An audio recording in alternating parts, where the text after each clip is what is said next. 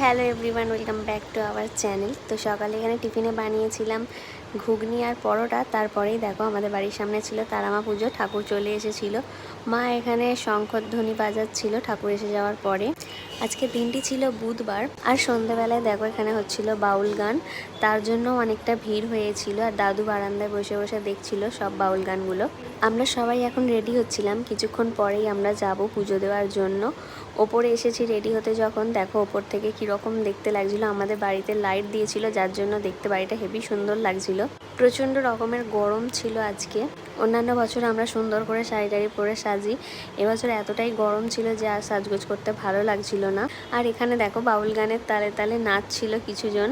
বেশ কিছুক্ষণ আমরা ওপরেই বসেছিলাম। এবছর পুজো অনেকটা রাতে শুরু হবে, যেটার কোনো কিছুই আমরা দেখতে পাবো না। মানে ওই 2টোর সময় করে পুজো আরম্ভ হতো। আর দেখো আমরা এখন নিচে চলে এসেছি পুজো দিতে যাওয়ার জন্য।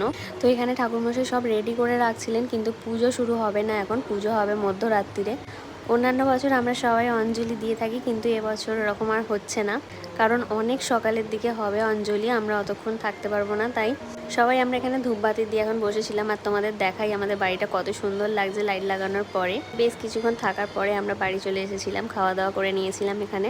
এবছর পুজোটা ঠিকঠাক কাটলো না, পরের বছর আবার মজা হবে। রাতের মেনুতে এখানে ছিল লুচি, ঘুগনি আর আলুর দম।